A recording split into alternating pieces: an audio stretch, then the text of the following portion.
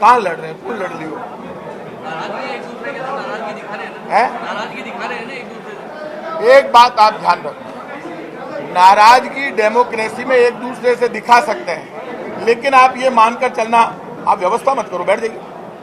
आप एक बात ध्यान रखना कि नाराजगी एक दूसरे से दिखा सकते हैं, लेकिन आपस में अंडरस्टैंडिंग है। यही कारण है कि राजस्थान में जितनी योजनाएं हमने लागू की वो योजना लागू हुई। बाढ़ में लाख लोगों को बुजुर्ग, विकलांग, विधवा पेंशन मिल रही है। पहला राज्य है हिंदुस्तान में राजस्थान जहां ऑर्गन ट्रांसप्लांट फ्री है, जहां आदमी का एक पैसा नहीं लगता अस्पताल में घुसता है। पहले मकान, दुकान सब बिक जाते थे। चिरंजीवी योजना में प्राइवेट अस्पताल में फ्री है। आप मुझे ये बता दो, प्रशासन शहरों के संग अभियान में कभी इन्होंने चलाए नहीं, शहरों के संग और गांव के संग अभियान, वो सिर्फ कांग्रेस चलाती है। बीजेपी जिस रास्ते पर चल रही है, मैं तो आपको चैलेंज कर रहा हूं, आप काम की तुलना करा दो केंद्र सरकार और राजस्थान की सरकार, और यदि केंद्र सरकार से अच्छे काम हमारे नहीं हो, आप 20 आदमी इंडिपेंडेंट बिठा दो दोनों पार्टी और उनसे नंबर दिलवा दो, मैं इस्तीफा दे दूंगा। हमारे काम केंद्र सरकार से 100 गुना अच्छे हैं, हमने काम में कोई कमी नहीं रखी। और यदि इसमें आपस में कोई बात करता है, ये तो डेमोक्रेसी है, कांग्रेस में बोलने का अधिकार है। एक मंत्री के खिलाफ एमएलए बोल लेता है, एमएलए के खिलाफ मंत्री बोल लेता है, लेकिन वो दोपहर में शाम को साथ घूमते हुए नजर आ जाएंगे। मुरारी लाल जी मंत्री हैं, मेरे दोस्त हैं, हम दोनों 15 मिनट के लिए गर्म होंगे तो 15 मिनट बाद हंसते हुए, बोलते हुए, साथ खाना खाते हुए मिल जाएंगे। चौधरी साहब और हम साथ मिल जाएंगे। ये डेमोक्रेसी की मजबूती है। यहाँ जुल्म और तानाशाही नहीं है, वहां तो तानाशाही चल रही है। कोई बोलता ही नहीं है, चाहे केंद्र सरकार कुछ भी कर ले। आज संजय राउत की गिरफ्तारी हो गई, क्या अधिकार है, किस दम पर किया, क्या सबूत है, क्यों किया? क्योंकि संजय राउत बोल रहा था मर्दानगी के साथ। इस देश में बोलने वाले जेल जाएंगे, और ये तय बात है। राजस्थान में भी तैयारी है ईडी की।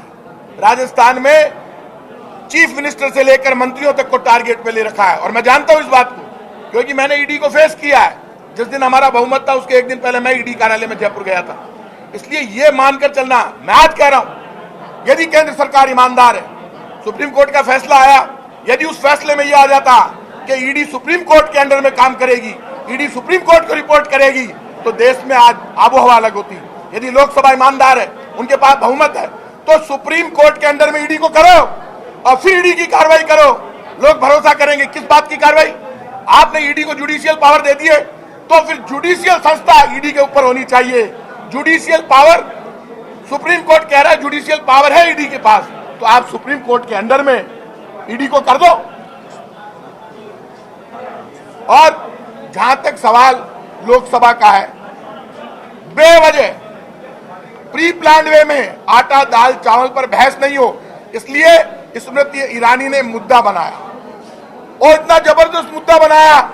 अरे राष्ट्रपति, हमारा विपक्ष का नेता कह रहा है हमारी सम्माननीय, मेरी जीभ फिसल गई भाई साहब, मैं माफी चाहता हूं, वो नहीं सुनेंगे, बोले जा रहे हैं, बोले जा रहे हैं। इसलिए ये बात मत कीजिए। ये वही लोकसभा है जिसमें पंडित नेहरू ने श्यामा प्रसाद मुखर्जी को अपने साथ मंत्री बनाया। ये वही लोकसभा है जिसमें अटल बिहारी वाजपेयी जी ने कहा था इंदिरा नहीं दुर्गा है, जब पाकिस्तान के 2 टुकड़े हुए थे। इसलिए विपक्ष का सम्मान करना सीखो, सिर्फ विपक्ष पर आरोप मत लगाओ।